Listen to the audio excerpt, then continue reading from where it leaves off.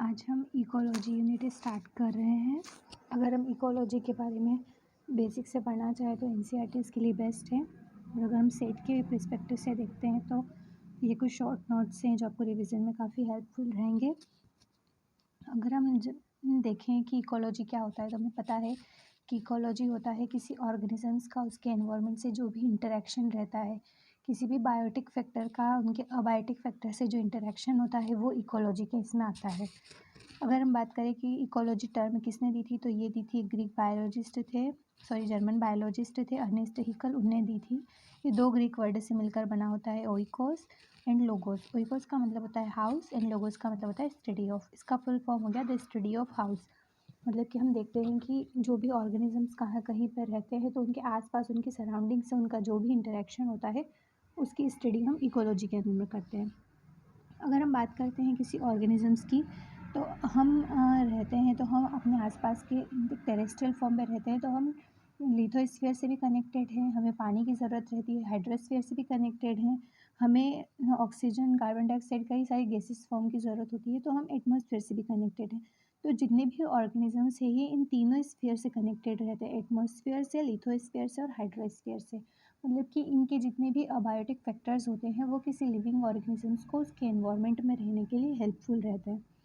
अगर हम बात करते हैं लेवल ऑफ ऑर्गेनाइजेशन की तो हम देखते हैं कि कोई भी एक ऑर्गेनिजम्स है उसके कई सारे एक जैसे ऑर्गेनिजम्स मिलकर या कई सारी एक ही स्पीशीज़ के कई सारे लोग मिलकर एक पॉपुलेशन बनाते हैं।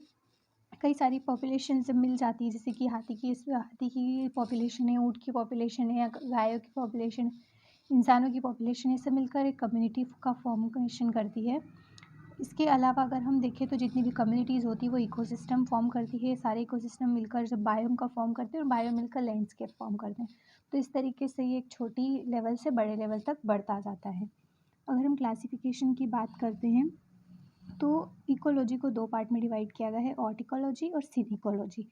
ऑर्टिकोलॉजी मतलब होता है कि अगर हम स्टडी करते हैं किसी सिंगल स्पीशीज़ और उसकी जो भी एनवायरमेंटल कंडीशन है उसकी सराउंडिंग में तो हम उसे ऑर्टिकोलॉजी कहेंगे। और सिनिकोलॉजी में हम कई सारे यानी कि ग्रुप ऑफ स्पीशीज़ या ग्रुप ऑफ पॉपुलेशन की अगर हम स्टडी करेंगे उनके सराउंडिंग से तो उसे हम सिनिकोलॉजी कहते हैं। तो इस तरीके से हम कह सकते हैं कि एक ऑर्टिकोलॉजी होता है, दूसरा सिनिकोलॉजी होता है। अगर हम बात करें इकोलॉजिकल फैक्टर कि क्या क्या ऐसे फैक्टर होते हैं जो किसी ऑर्गेनिजम्स को अफेक्ट करते हैं। ऑर्गेनिज्म जो भी लिविंग बींग्स होते हैं वो सारे के सारे बायोटिक फैक्टर्स होते हैं और उन लिविंग बींग्स के रहने के लिए जितनी भी ज़रूरी कंडीशंस होती है लाइक टेम्परेचर, वाटर, एयर, तो ये सभी चीज़ें अबायोटिक फैक्टर में आ जाती है। तो अगर हम बात करते हैं अबायोटिक फैक्टर, ये सभी इकोलॉजिकल फैक्टर कहलाते हैं। तो इसमें सबसे पहली जो चीज़ आती है वो आती है क्लाइमेट। अगर हम क्लाइमेट की बात अगर हम बात करते हैं तो क्लाइमेट एक long term pattern of weather है। मतलब कि वेदर है तो एक शॉर्ट पैटर्न कहेंगे हम, जैसे कि अभी क्या कंडीशंस है, हाँ पानी आ रहा है या ठंड हो रही है, गर्मी हो रही है, तो ये एक वेदर होता है। लेकिन वहाँ का क्लाइमेट कैसा है, जैसे कि हमारे यहाँ पर हमेशा हम एक ट्रॉपिकल क्लाइमेट में रहते हैं, मतलब कि यहाँ पर गर्मी ज़्यादा रहेगी। तो इस हिसाब से हम कह सकते हैं कि हर एक जगह का एक क्लाइमेट होता है। वेदर शॉर्ट टर्म प्रोसेस होती है और जो क्लाइमेट रहता है वो लॉन्ग टर्म के लिए हम कह सकते हैं। अगर हम बात करते हैं हमारे पृथ्वी की तो इसमें कई सारे इसको क्लाइमेटिक जोन में डिवाइड किया गया है। इसे हम लेटीट्यूड से देखते हैं। जैसे कि हम बात करें कि जो 0 डिग्री से 20 डिग्री सेंटीग्रेड लेटीट्यूड होता है वहाँ का रीजन ट्रॉपिकल होता है। उसके बाद का जो 20 से 40 डिग्री सेंटीग्रेड रीजन आता है वो सब ट्रॉपिकल होता है। 40 to 60 आ जाता है टेम्परेट और 60 से ऊपर आ जाता है 80। अगर हम ऊपर जाते हैं तो आर्कटिक और नीचे आते हैं तो यही 60 to 80 ये दोनों कंडीशंस में लागू होगा, ऊपर भी लागू होगा और नीचे भी लागू होगा। तो हम जहाँ पर रहते हैं बेसिकली जो हमारा एरिया है वो ट्रॉपिकल एरिया में आ जाता है। अगर हम किसी मिड लाइन से बात करते हैं, पृथ्वी की जो कर्क रेखा होती है वहाँ से अगर हम बात करते हैं तो उसका 20 डिग्री सेंटीग्रेड लेटीट्यूड पे ट्रॉपिकल, उसके ऊपर 20 to 40 सब ट्रॉपिकल, 40 to 60 टेम्परेट और 60 to 80 आ जाएगा आर्कटिक और अंटार्कटिक। तो पोल अगर हम ऊपर की साइड की बात करें नॉर्थ की तरफ तो आर्कटिक रहेगा और अगर हम साउथ की बात करें तो अंटार्कटिक रहेगा। ठीक है। अगर हम माइक्रो क्लाइमेट की बात करें तो माइक्रो क्लाइमेट एक टर्म होती है जिससे काफ़ी क्वेश्चंस पूछे जाते हैं। माइक्रो क्लाइमेट कंडीशंस क्या होती है? माइक्रो क्लाइमेटिक कंडीशंस वो कंडीशंस होती है जो कि ग्लोबल लोकल लेवल पर होती है। मतलब क्लाइमेटिक कंडीशंस एक बड़े लेवल पर होती है क्योंकि हम किसी बड़े रीजन की बात करते हैं। लेकिन अगर हम बात करते हैं कि कोई एक फॉरेस्ट है, डेंस फॉरेस्ट है, तो उसके अंदर किसी एक पेड़ का कुछ एक ऐसा एरिया जहाँ पे कई सारे ऑर्गेनिजम्स रहते हैं, चाहे वो बर्ड्स हो या माइक्रो ऑर्गेनिजम्स हो, तो उन्हें हम उनकी हैबिटेट कह सकते हैं, मतलब कि वो उनके लिए उनका हैबिटेट है। तो इस तरह की हैबिटेट जो कि काफ़ी छोटे लेवल पर होती है, इसे हम माइक्रो क्लाइमेट कहेंगे। उनकी हैबिटेट के लिए जो क्लाइमेट कंडीशंस होगी उन्हें माइक्रो क्लाइमेट कहते हैं। उसके बाद हम बात करते हैं कि एटमॉस्फेयर, इससे क्वेश्चंस बनते हैं कि एटमॉस्फेयर में कौन कौन सी कंडीशंस होती है। तो एटमॉस्फेयर में जो जो स्फीयर्स होते हैं, एटमॉस्फेयर 4 स्फीयर से मिलकर बना होता है। ट्रोपोस्फियर, जहाँ पर हम रहते हैं बेसिकली, 5 से 6 किलोमीटर तक का पार्ट होता है, 18 किलोमीटर होता है इक्वेटर से। और अगर हम बात करें पोलर रीजन से, तो ये 8 किलोमीटर अप्रॉक्स के करीब होता है, क्योंकि पोल थोड़ा ऊपर साइड होता है। तो इस सब तरह से हम देख सकते हैं कि 18 किलोमीटर इक्वेटर से, 8 किलोमीटर पोल से हम बोल सकते हैं। यहाँ पर पूरा गैसियस मास और एनवेलप होता है एक तरीके से एटमॉस्फेयर के अराउंड। ये ट्रोपोस्फियर से अगर जो क्वेश्चन बनता है वो होता है कि क्लाउड फॉर्मेशन कौन से स्फीयर में होता है, तो आपका आंसर होगा ट्रोपोस्फियर।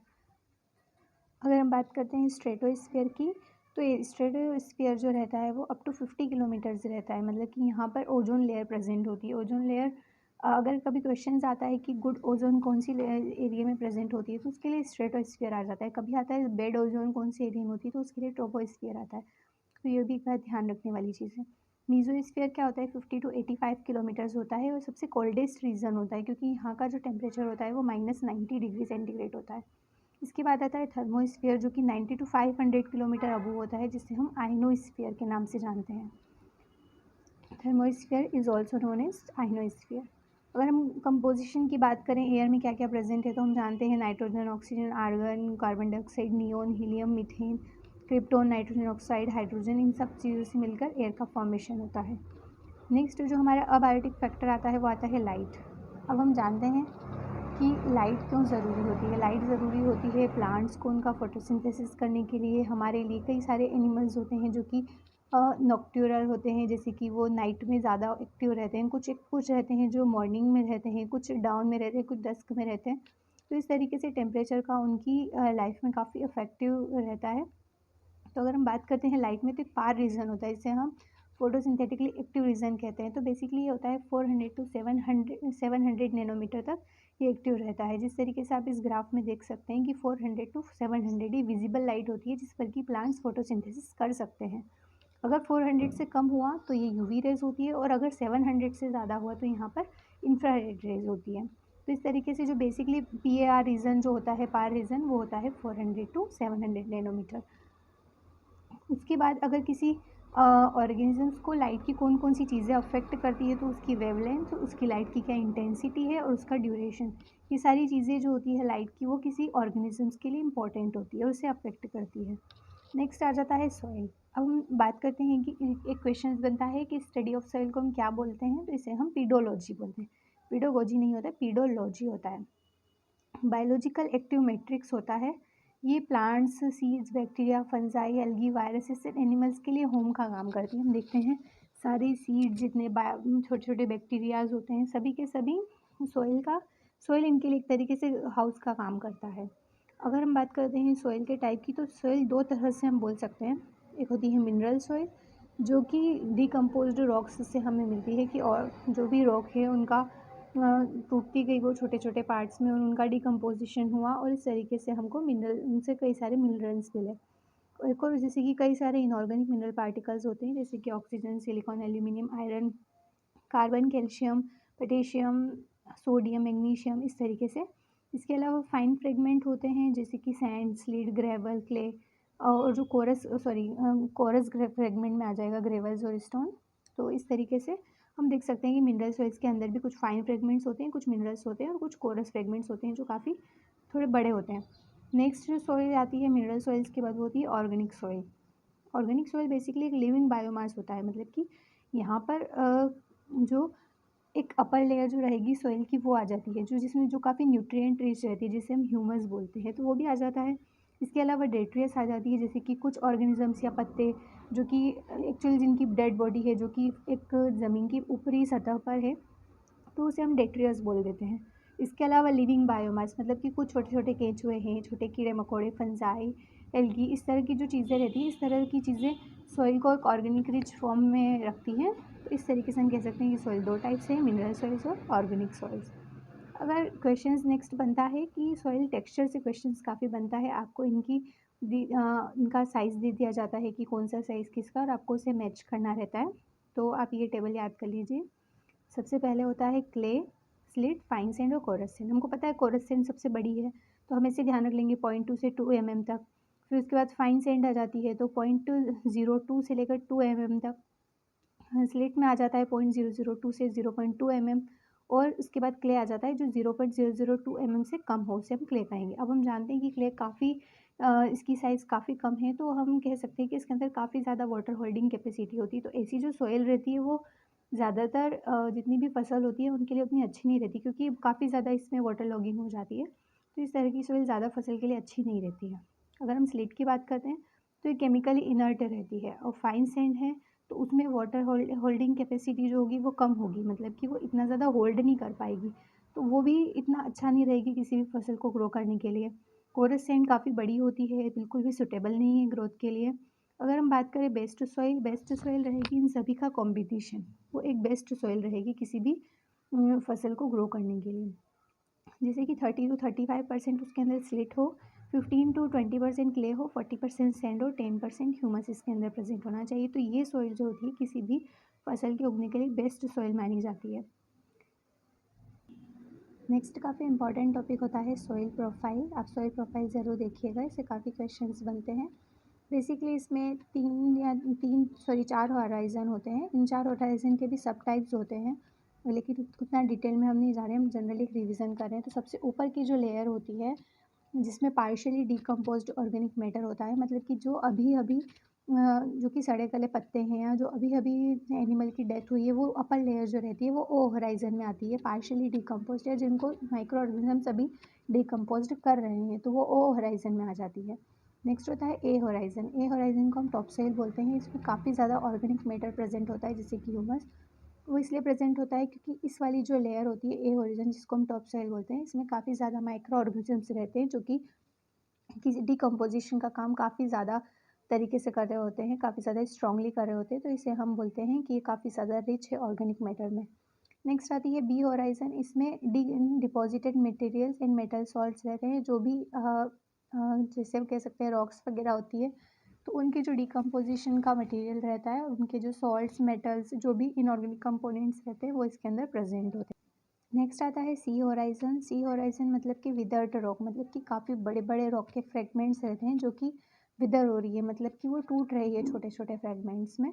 तो ये सब सी होराइजन में आ जाता है। तो ये काफ़ी इंपॉर्टेंट है। ए और बी के सब जो सब टॉपिक्स भी होते हैं, सब टॉपिक्स के सॉरी सब पार्ट्स होते हैं, जैसे कि A1 horizon, A2 horizon, B1 horizon, B2 horizon, तो इसे आप देख सकते हैं। उसके बाद आता है सॉइल वाटर। अगर हम बात करते हैं तो सिर्फ एक ही वाटर होता है जो प्लांट्स को अवेलेबल रहता है, which is known as capillary water.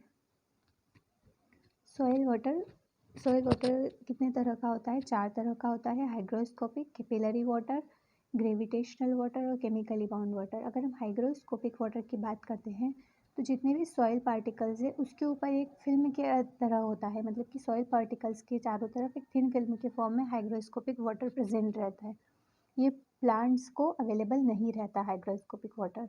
Next होता है कैपिलरी वाटर। ये सिर्फ only available water for plants, मतलब जितने भी वाटर के टाइप्स होते हैं वो कोई भी सा भी वाटर प्लांट्स को अवेलेबल नहीं रहता है, सिर्फ कैपिलरी वाटर प्लांट्स को अवेलेबल रहता है।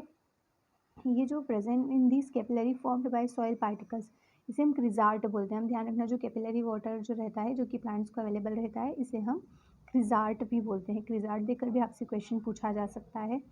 तो ये देखेंगे कि सॉइल पार्टिकल के बीच में छोटी छोटी कैपिलरीज का फॉर्मेशन हो जाता है, जिसके थ्रू ये पानी सॉइल में काफ़ी दूर दूर तक चला जाता है।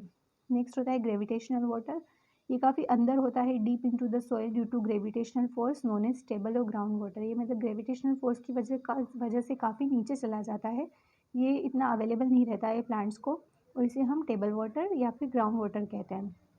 नेक्स्ट होता है chemically bound water in forms of hydrated oxides of iron, aluminium, silicon. मतलब कि ये किसी किसी केमिकल से बाउंड रहेगा, मतलब कि ये हाइड्रेटेड ऑक्साइड के फॉर्म में रहेगा, किसी आयरन से या आयरन के हाइड्राइड्स, एल्यूमिनियम, सिलिकॉन, इनके हाइड्राइड ऑक्साइड्स के फॉर्म में ये केमिकली बाउंड रहता है।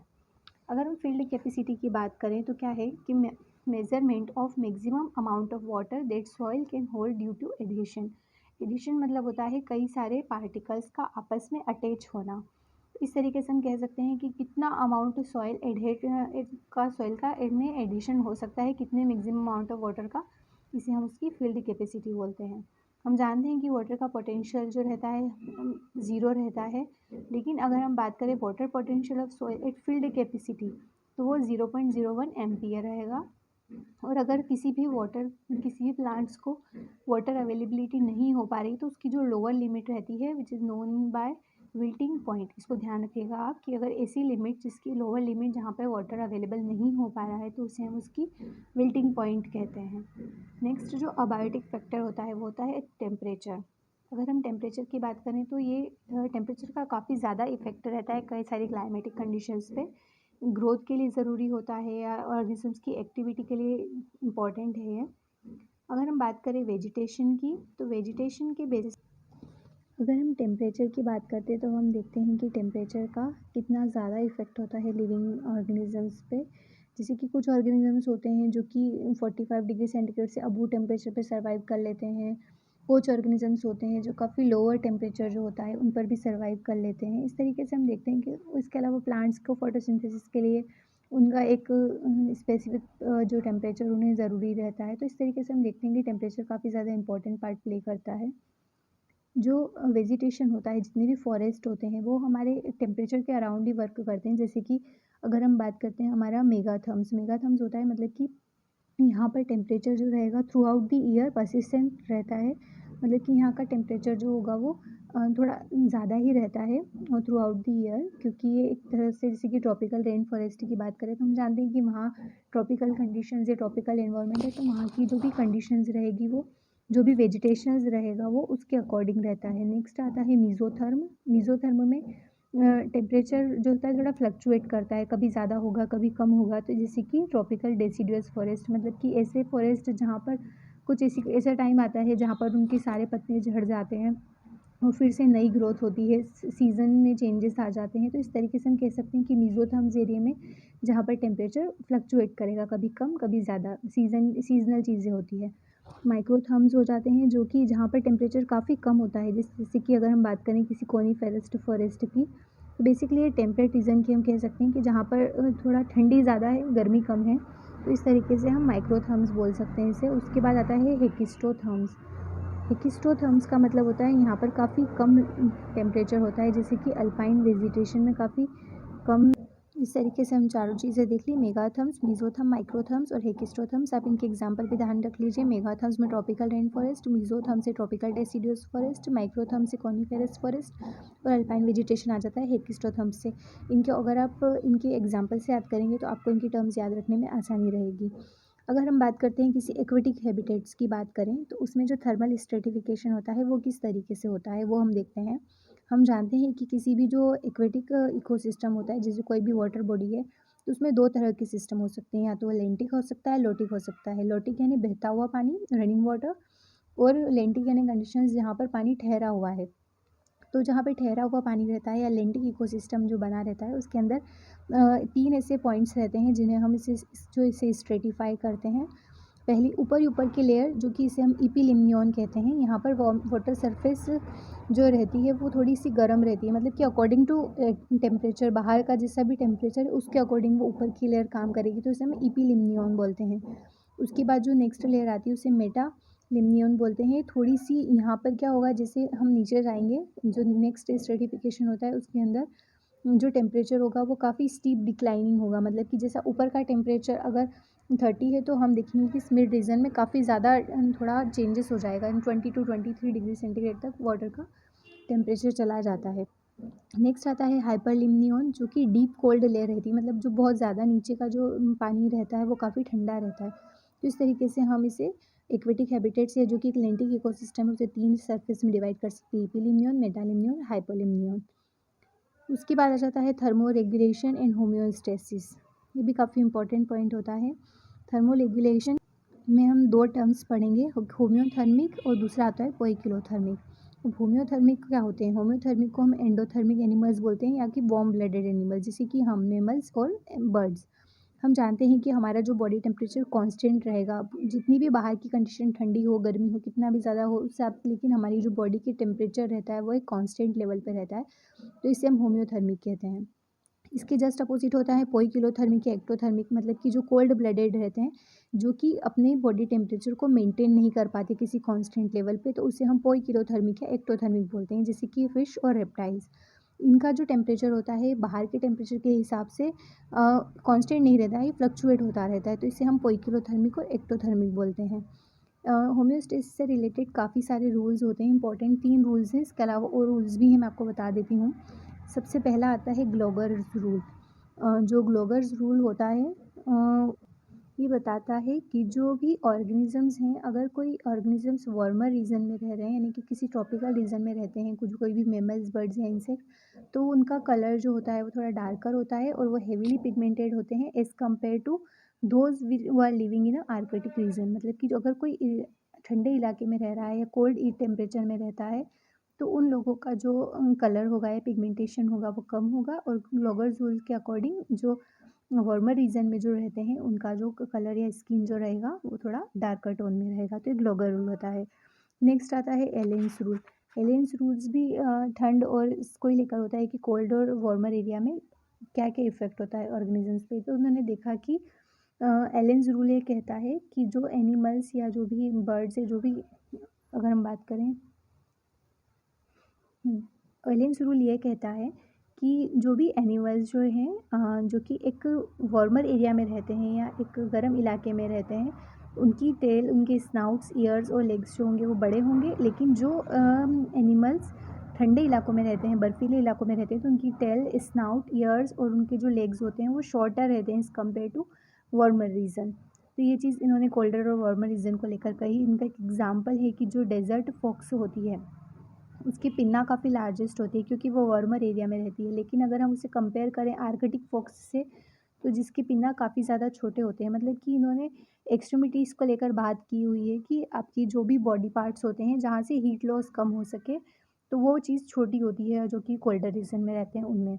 नेक्स्ट होता है बर्गमेन्स रूल। बर्गमेन इनकी बॉडी साइज़ के आधार पे बात करता है कि जो जियोग्राफिकल चीज़ें होती हैं, जियोग्राफिकल जो भी आइसोलेटेड एनिमल्स रहते हैं, जैसे कि पोलर बियर और एक नॉर्मल बियर की अगर हम बात करें, तो पोलर बियर की जो बॉडी रहेगी वो काफ़ी बड़ी रहेगी एज़ कम्पेयर टू उन बियर से जो कि वार्मर रीजन में रहते हैं। तो इन्होंने साइज़ के बेसिस पर बर्गमेन का रूल साइज़ की बात करता है कि ठंडे स्थानों से, जो अगर हम बात करें गर्म स्थानों की तुलना में, ठंडे स्थानों की जितने भी ऑर्गेनिजम्स होते हैं उनका जो एरिया होता है वो काफ़ी बड़ा होता है, मतलब कि वो साइज़ में काफ़ी बड़े होते हैं। तो इस तरीके से इन 3 रूल्स हैं। एक रूल और है जॉर्डन रूल। जॉर्डन रूल ये कहता है कि जो फ़िश, ये फ़िश के बारे में बात कहता है कि जो फ़िशेज़ कोल्ड वाटर में रहती हैं उनमें ज़्यादा वर्टिब्रा होती है as compared to warm area, warm water में जो फ़िशेज़ रहती है उनके कंपैरिज़न के से अगर हम कहें, तो जो कोल्ड वाटर में रहने वाली फ़िशेज़ के पास ज़्यादा वर्टिब्रा होते हैं। ये होता है जॉर्डन्स रूल। नेक्स्ट आता है रेंसिड रूल्स। रेंसिड रूल्स जो होता है ये कहता है कि जो कोल्डर रीजन में जो बर्ड्स मिलते हैं उनके जो विंग्स होते हैं वो काफ़ी छोटे होते हैं, जबकि जो वार्मर एरिया में जो बर्ड्स रहते हैं उनके जो पंख होते हैं वो थोड़े से बड़े होते हैं। तो ये होता है रेंसिड रूल। तो ये 5 रूल काफ़ी इंपॉर्टेंट, ग्लोगर, एलन, बर्गमैन, रेंसिज, इन तरह के रूल आपको इम्पॉर्टेंट है एग्ज़ाम के पॉइंट ऑफ व्यू से। नेक्स्ट आता है टॉलरेंस रेंज। मतलब कि क्या है किसी ऑर्गेनिजम्स की किसी चीज़ को टॉलरेट करने की कैपेसिटी, तो इसे हम उसकी टॉलरेंस रेंज कहते हैं। मतलब कि upper and lower threshold volume on the gradient beyond which the species can not survive. इसमें 2 टर्म्स इंपॉर्टेंट है कि स्टेनो और यूरी। कहीं पर भी अगर स्टेनो वर्ड आता है मतलब कि वो किसी नैरो रेंज की बात कर रहा है, और कहीं पर यूरी वर्ड आ जाता है मतलब कि वो एक वाइड रेंज की बात कर रहा है। जैसे कि स्टेनोहलाइन, मतलब कि स्टेनोहलाइन मतलब कि उसमें जो भी सैलिनिटी है उसके लिए उसकी जो कंडीशन जो नैरो रेंज है उसकी, और यूरी हलाइन मतलब कि वो काफ़ी वाइड रेंज है, मतलब कि वो काफ़ी ज़्यादा हलाइन कंडीशंस में वो वहाँ पर ऑर्गेनिज्म सर्वाइव कर सकता है। तो इस तरीके से इनकी टॉलरेंस रेंज हो जाती है। इस तरीके से काफ़ी ज़्यादा चीज़ें आती हैं, स्टेनोथर्मिक, यूरीथर्मिक, इस तरीके से आप बहुत सारे इन्हें कैटेगराइज कर सकते हैं। नेक्स्ट जो टर्म आती है वो काफ़ी इंपॉर्टेंट है, जैसे क्वेश्चन आता है एक्लेमेटाइजेशन। ये क्या होता है कि adjustment to slowly changing condition. Acclimatisation में क्या होता है, ये थोड़ा एडेप्टेशन का एक छोटा फॉर्म आप कह सकते हैं कि थोड़ी कुछ देर के लिए, या मतलब अगर हम कहें कि थोड़ी सी देर के लिए अगर हम कहीं पहाड़ों पर चले जाते हैं तो हमारा ब्लड प्रेशर ड्रॉप कर जाता है। उस समय जो कंडीशंस होती है, आरबीसी का फॉर्मेशन ज़्यादा हो जाता है, तो सारी चीज़ें एक्लेमेटाइजेशन में आती है। वो लाइफ लॉन्ग परसिस्ट नहीं करती हमारी बॉडी के अंदर, वो चीज़ें कुछ समय के लिए ही रहती है। तो कुछ समय के लिए जो एडेप्टेशन होता है हमारी बॉडी में, उसे हम एक्लेमेटाइजेशन बोलते हैं। नेक्स्ट आता है इकोलॉजिकल एम्पलीट्यूड। इकोलॉजिकल एम्पलीट्यूड क्या होता है कि ऐसी range of environment factors that a particular species can tolerate, मतलब कि ऐसे ऐसे हमारे आसपास के जितने भी अबायोटिक फैक्टर्स होते हैं, एनवायरमेंटल फैक्टर, जिसको कोई ऑर्गेनिजम्स टॉलरेट कर सकता है, वो हमारा इकोलॉजिकल एम्पलीट्यूड कहलाता है। इससे रिलेटेड एक रूल्स है, एक लिडबिग्स लॉ ऑफ मिनिमम, ये रिसोर्सेज को लेकर है कि growth of organism is not controlled by total of resources available but by missing और डिफिशिएंट रिसोर्सेज। मतलब कि हमारी जो ग्रोथ है, किसी ऑर्गेनिजम्स की ग्रोथ होती है, वो कितने ज़्यादा रिसोर्सेज अवेलेबल है इससे डिसाइड नहीं होती है, बल्कि इससे डिसाइड होती है कि कौन सा ऐसा इम्पॉर्टेंट जो रिसोर्स है जो कि मिसिंग है या जिसकी कमी है, उसकी वजह से। तो ये हमारा लिडबिग लॉ ऑफ मिनिमम होता है। नेक्स्ट आ जाते हैं इकोलॉजिकल एडेप्टेशन, कि क्या क्या एडेप्टेशंस होते हैं इकोलॉजिकल कंडीशंस में सर्वाइव करने के लिए। बेसिकली इस पूरे चार्ट में हमने बात की हुई है प्लांट्स के बारे में, कि किस तरह की सॉइल में प्लांट्स है और किस तरह की उनकी वाटर रिक्वायरमेंट है, उसके बेसिस पे प्लांट्स को हम 4 पार्ट में इन्होंने डिवाइड कर दिया है, हाइड्रोफाइट, जीरोफाइट, मीजोफाइट, सेमोफाइट्स। सबसे पहले आता है हाइड्रोफाइट्स। हाइड्रोफाइट्स की बात करते हैं तो हाइड्रोफाइट्स मतलब कि एक्सट्रीम वेट कंडीशंस होगी। इसमें भी काफ़ी सारे टाइप आ जाते हैं। एक्सट्रीम वेट कंडीशंस मतलब वाटर ही रहेगा ज़्यादातर यहाँ पर, जैसे कि हम बात करते हैं नदी, तालाब, इस तरह की चीज़ों में जहाँ पर प्लांट्स की ग्रोथ हो रही है, वो हाइड्रोफाइट्स हो जाते हैं। इसमें आता है फ्री फ्लोटिंग, मतलब कि वो वाटर की सरफेस पे फ्लोट कर रहे हैं। इनके आप एग्जाम्पल्स भी ध्यान रखना। इसमें आ जाता है इकोर्निया, उल्फिया, एजोला। नेक्स्ट आता है रूटेड विथ फ्लोटिंग लीव्स, मतलब कि इनकी जो रूट्स होती है वो मड में फिक्स होती है, और इनकी जो लीव्स है और जितने भी दूसरे पार्ट्स होते हैं प्लांट के, वो सारे के सारे फ्लोट करेंगे वाटर सरफेस पे, जैसे कि ट्रापा, निम्फिया, निलंबो। नेक्स्ट होता है सबमर्ज या फ्लोटिंग हाइड्रोफाइट्स। इसमें कम्प्लीटली रहते हैं अंदर, वाटर के अंदर रहते हैं, जैसे कि यूट्रिक्यूलेरिया। इसके बाद होता है सबमर्ज्ड रूटेड हाइड्रोफाइट्स। ये इनका जो बॉटम पार्ट्स रहता है rooted in mud at bottom and remaining under the water, मतलब कि पूरे के पूरे ही सबमर्ज्ड रहते हैं, और रूटेड, इनकी रूट्स भी अंदर रहेगी, इनकी पूरी की पूरी प्लांट बॉडीज़ भी वाटर के अंदर सबमर्ज्ड रहेगी, जैसे कि फोटोमोजिटॉन, हाइड्रिला और वेलिस्नेरिया। नेक्स्ट आता है रूटेड इमर्जेंट और एम्फीबियस प्लांट्स, मतलब इनकी रूट फिक्स्ड होती है सॉइल में, और इनका जो स्टेम होता है वो पार्शियली या कम्प्लीटली एक्सपोज्ड होता है एयर का, मतलब का इनकी रूट तो कम्प्लीटली सॉइल में रहेगी, लेकिन स्टेम इनका थोड़ा बहुत बाहर रह सकता है, फिर कम्प्लीटली भी रह सकता है, जैसे कि टाइफा और सेजिटेरिया। ज़ीरोफाइट्स क्या होते हैं? ज़ीरोफाइट्स वो प्लांट्स होते हैं जो कि ड्राई हैबिटेट में रहते हैं। मतलब कि जिस तरह से मरुस्थल में जो प्लांट्स ग्रो करते हैं वो ज़ीरिक कंडीशंस के होते हैं, उनकी हैबिटेट जो होती है वो ज़ीरिक कंडीशंस की होती है। इसके बेसिस पे भी हम बोल सकते हैं कि इसमें 2 तरह की ड्राइनेस होती है, जैसे कि फिज़िकल ड्राइनेस होती है और फिजियोलॉजिकल ड्राइनेस होती है। फिज़िकल ड्राइनेस में मतलब कि सॉइल के पास काफ़ी कम एबिलिटी है कि वो वाटर को होल्ड कर सके, क्योंकि यहाँ पर या तो बारिश कम होगी या फिर इनके जो सॉइल के पार्टिकल्स है वो इतने बड़े होंगे कि उनके अंदर वो वाटर को होल्ड नहीं कर पाएंगे। तो इस तरीके से फिज़िकल ड्राइनेस में आ जाता है, जैसे कि हम डेजर्ट में देखेंगे, रॉकी या स्टोनी प्लेसेस जो भी होते हैं वहाँ पर पानी ठहरता ही नहीं है, तो इस तरीके से वो उनकी फिज़िकल ड्राइनेस में आ जाता है। फिजियोलॉजिकल ड्राइनेस मतलब कि उनके पास वाटर सफिशिएंट है but plant is unable to absorb it, मतलब कि सफिशिएंट वाटर्स है पर प्लांट्स उसको एब्जॉर्ब नहीं कर पा रहा है, जैसे कि सॉल्टी सॉइल है, एसिडिक सॉइल्स है, या फिर काफ़ी ज़्यादा स्नो हो रही है। तो इस तरीके से हम कह सकते हैं कि ये फिजियोलॉजिकल ड्राइनेस का एग्जाम्पल होता है, सॉल्टी सॉइल, एसिडिक सॉइल। और फिजिकल ड्राइनेस में आ जाता है कि कुछ ऐसी कंडीशंस है जहाँ पर पानी होल्ड नहीं हो पा रहा है। इसी के बेसिस पे हमने क्लासीफाई कर दिया ज़ीरोफाइट्स को कई कंडीशंस में। जी सबसे पहला आता है इफीमेरियल एनुअल्स, मतलब इसका मतलब होता है कि इनका जो लाइफ साइकिल होता है वो कंप्लीट कर लेते हैं, कि जब ड्राई कंडीशंस अराइव हो उसके पहले ही अपना लाइफ साइकिल कंप्लीट कर लेते हैं, इसलिए हम इनको ड्रॉट एस्केपर्स बोलते हैं, जैसे कि आर्जिमोन और सोलेनम जेंथोकार्पम। तो ये हो जाते हैं। नेक्स्ट आता है सक्यूलेंट्स, मतलब सक्यूलेंट्स वो प्लांट्स होते हैं जो कि थोड़े से लेस टाइप होते हैं, मतलब कि कुल मिला के वो अपने रूट्स या स्टेम या लीव्स में वाटर को स्टोर करके रख लेते हैं, जिससे कि ओपेंशिया एलोवेरा का आपने देखा है कि उसमें अगर हम उसे काटते हैं तो उसके अंदर काफ़ी ज़्यादा एक लिक्विड पदार्थ निकलता है, जो कि उनके लिए इम्पॉर्टेंट होता है, उनके सर्वाइवल के लिए सक्यूलेंट्स कहलाता है। नेक्स्ट आता है ड्रॉट रेजिस्टेंट। ये एक्चुअल में ट्रू ज़ीरोफिटिक है। कभी क्वेश्चन आ जाता है कि ट्रू ज़ीरोफिटिक कौन होता है, तो वो ड्रॉट रेजिस्टेंट ज़ीरोफाइट्स होते हैं। एक्चुअल में इन जैसे कि बबूल का पेड़ होता है, तो ये सब चीज़ें क्या होती है, ज़ीज़ीफ़स, जिसे हम ज़ीज़ीफ़स बोलते हैं। तो ये ड्रॉट रेजिस्टेंट होते हैं। They are called as actual true xerophytes. Hydrophytes, xerophytes के बाद नेक्स्ट कंडीशन आती है मीज़ोफाइट्स, जो कि टेरेस्ट्रियल प्लांट्स होते हैं। इनको मॉडरेट एनवायरमेंटल कंडीशंस चाहिए रहती है, इन्हें कम पानी भी चलता है, ज़्यादा पानी भी चलता है, मतलब कि जो टेरेस्ट्रियल प्लांट्स होते हैं कुल मिला के वो मीज़ोफाइट्स में आ जाते हैं। और हेलोफाइट्स जैसे कि जो कि हाईली सलाइन कंडीशंस में ग्रो करते हैं, जैसे कि मैनग्रोव्स हो गए, ऐसे प्लांट्स जो समुद्र के किनारे ग्रो करते हैं, तो जिनमें काफ़ी ज़्यादा सॉल्ट की क्वांटिटी रहती है, तो वह हेलोफाइट्स के अंदर में आ जाते हैं। बायोटिक फैक्टर्स की अगर हम बात करें, अभी तक हमने अबायोटिक फैक्टर्स जितने भी थे सारे की डिटेल्स में कर दी है चर्चा। अब हम बात करते हैं बायोटिक एनवायरनमेंट फैक्टर की। तो जो बायोटिक फैक्टर्स में आते हैं उनमें लिविंग चीज़ें आ जाती हैं, जैसे कि प्रोड्यूसर्स आ जाएंगे, कंज्यूमर्स आ जाएंगे, डीकम्पोजर्स आ जाएंगे, जो भी लिविंग ऑर्गेनिजम्स हैं वो इसके अंदर बायोटिक फैक्टर्स में आ जाते हैं। इन्हें सर्वाइव करने के लिए जिन अबायोटिक फैक्टर्स की ज़रूरत होती है वो एयर, वाटर, सॉइल, सनलाइट और टेम्परेचर होते हैं। अगर हम बात करें कि सबसे पहले तो प्रोड्यूसर क्या होते हैं, इनको हम ऑटोट्रॉफ्स बोल सकते हैं, क्योंकि ये अपने खुद का फूड सिंथेसाइज कर सकते हैं। इन्हें हम ट्रांसड्यूसर भी बोलते हैं। क्यों बोलते हैं ट्रांसड्यूसर, क्योंकि ये लाइट एनर्जी को केमिकल एनर्जी में कन्वर्ट कर देते हैं, इसलिए हम इन्हें ट्रांसड्यूसर भी बोलते हैं।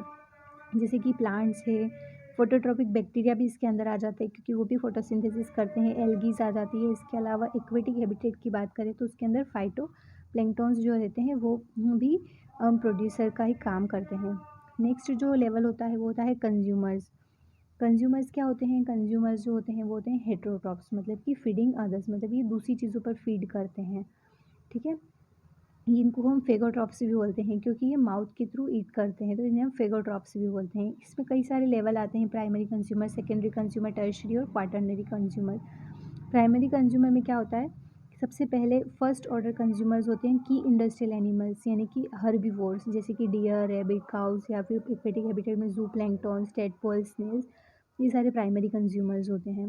सेकेंडरी कंज्यूमर्स कॉर्निवोर्स होते हैं, जो कि हर्बीवोर पे फीड करते हैं, जैसे कि फॉक्स, वुल्व्स, स्नेक्स। अगर एक्वेटिक हैबिटेट की बात करें तो उसमें हाइड्रा हो जाएगा, स्मॉल फिशेस हो जाती है। टर्शरी कंज्यूमर्स क्या होते हैं, ये बड़े कॉर्निवोर्स होते हैं, लार्ज कॉर्निवोर्स, जैसे कि एक्वेटिक हैबिटेट में बात करें तो लार्ज फिशेस हो जाती है, वाटर बर्ड्स हो जाते हैं।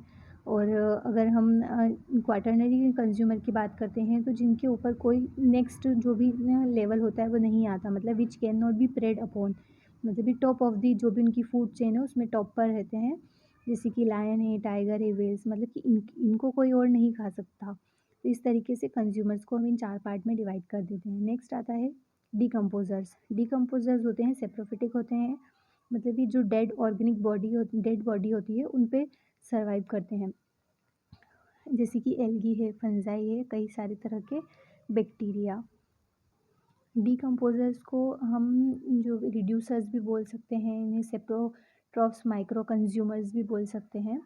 उसके बाद जो बायोटिक और अबायोटिक का जो इंटरेक्शन होता है वो किस तरीके से होता है वो हम देखेंगे। आप इस ग्राफ में देख सकते हैं कि किसी भी इसमें 3 कंडीशंस दी हुई है कि एक्सटर्नल लेवल क्या है, इंटरनल लेवल क्या है। तो हम देखते हैं कि जो रेगुलेटर होते हैं वो हमें से एक सीधी लाइन से शो कर रखा है, मतलब कि जो मैमल्स और बर्ड्स होते हैं वो रेगुलेटर्स होते हैं, मतलब कि वो उनका जो बॉडी टेम्परेचर होता है वो कांस्टेंट रहता है, वो एटमॉस्फेयर के टेम्परेचर के अकॉर्डिंग चेंज नहीं होता, तो इसे हम रेगुलेटर्स बोल देते हैं। तो यानी आप देख सकते हो लाइन सीधी है, मतलब कि उनकी बॉडी टेम्परेचर का इंटरनल और एक्सटर्नल लेवल से कोई फ़र्क नहीं पड़ा, उनका टेम्परेचर जैसा है वो वैसा ही रहा।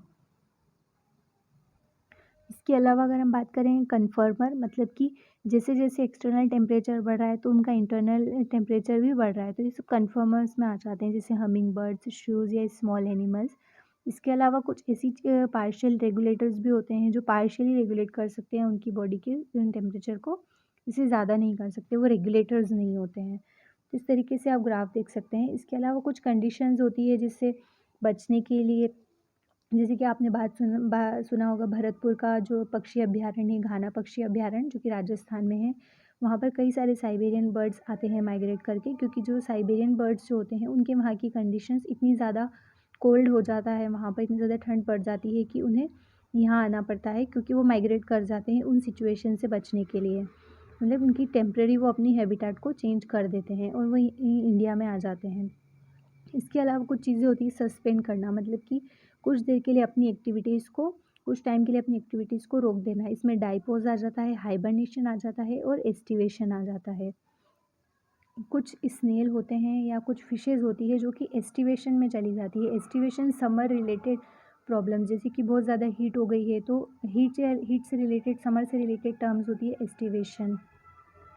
इसके अलावा आता है कि हम देखते हैं कि जब बहुत ज़्यादा ठंड हो जाती है तो जो बेयर्स होते हैं, पोलर बेयर्स, या इस तरीके से वो एक हाइबरनेशन वाले एनवायरनमेंट में चले जाते हैं, मतलब कि उन्हें हम बोल सकते हैं विंटर स्लीप। एस्टिवेशन होता है समर स्लीप और हाइबरनेशन होता है विंटर स्लीप। इसके अलावा कई सारे ऐसे ज़ू प्लैंक्टन या इनकी स्पीशीज़ रहती है, वो एक नई कंडीशन, अनफेवरेबल कंडीशन जब उनके पास आती है तो वो डाइपोज में एंटर कर जाते हैं, मतलब कि ऐसी स्टेज जहाँ पर उनकी सारी एक्टिविटी जो होती है वो सस्पेंड हो जाती है। तो ये जितने भी टॉपिक्स है काफ़ी इंपॉर्टेंट है, रिवीजन के अकॉर्डिंग आपके